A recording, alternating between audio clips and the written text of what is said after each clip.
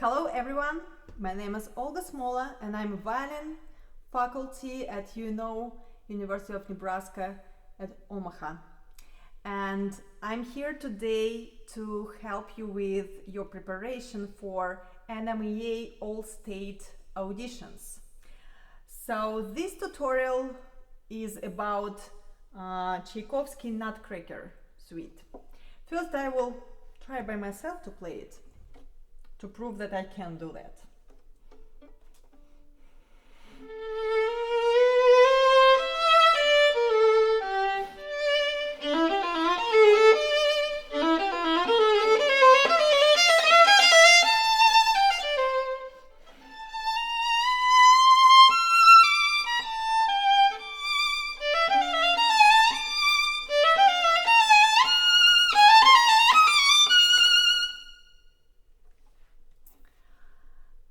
So, let's try to do it fun, easy, and fast.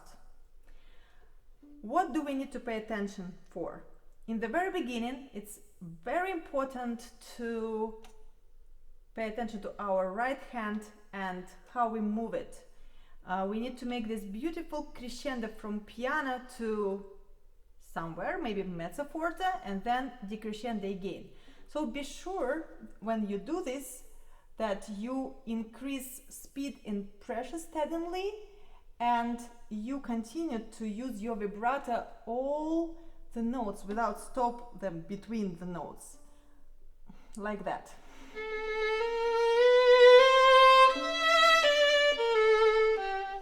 And pay attention to distribution of your bow. So you use the whole bow on the first two bars.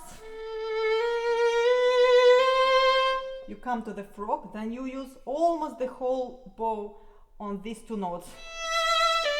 Actually the whole. Yes, and very little bow on the last notes in order to make decrescendo. And you will do the same in letter C later, octave higher. Then we have mark graziosa, which means gracious. So we don't need to use a lot of bow, but be sure when you have little notes in your left hand, 16 notes, that your bow's hair connection with the string is steadily and quite in a good shape. So do not try to play above the string like this.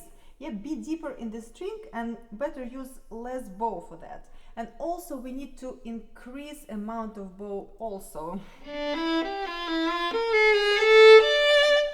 Yes, and remember that it's very important to know on which string you play each small note.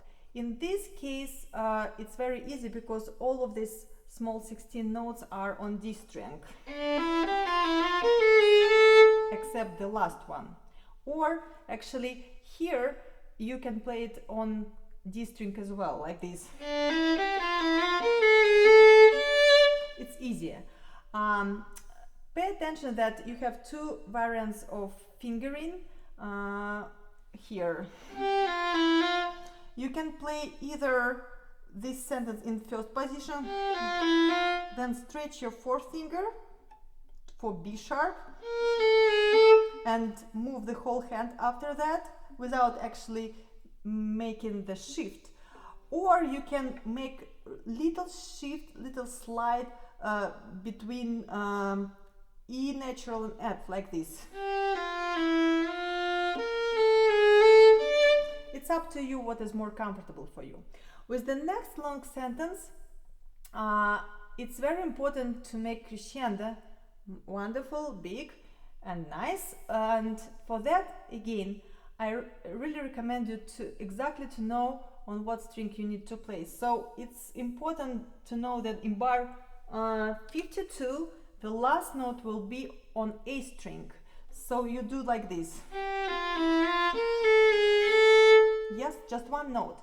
So what I recommend you to do when you play this slowly several times and you exactly know the position of your left hand fingers, which is important, what can help you if you do not make shifts, it's maybe useful to remember the distance between fingers. So for example, in first figure we have half step and whole step. If you remember this like a group, it's probably will be easier for you to play faster after. Then we have all fingers together, like half step between all fingers. So it's, you need to remember about this before you start to play this figure. And the same for the rest small notes.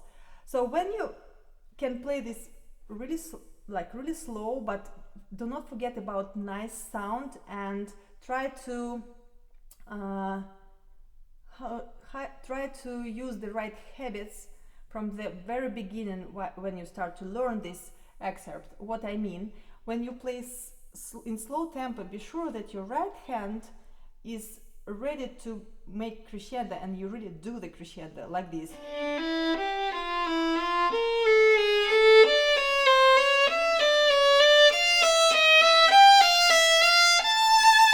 In this case, if you will do this in slow tempo, your muscle memory of your right hand will help you later a lot.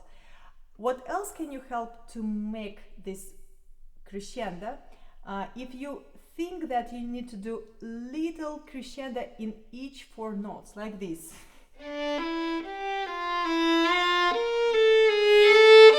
I exaggerated a little bit, you don't have to do it so much, but think about this. And in this case, you will be able to make beautiful long line. Then you do almost the same in letter C. Just think about fingering.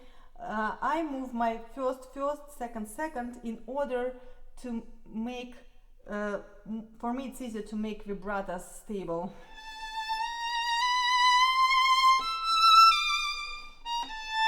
And then be sure that you prepare your 4th finger on 2nd string, on string A, before you play, before you move your bow there. Then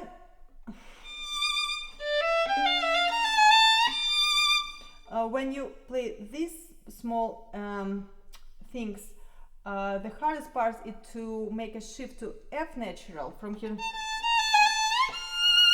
So be sure that you keep your bow on the string.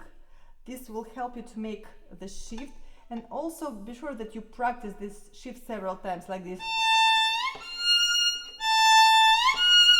Just from A to F, from A to F.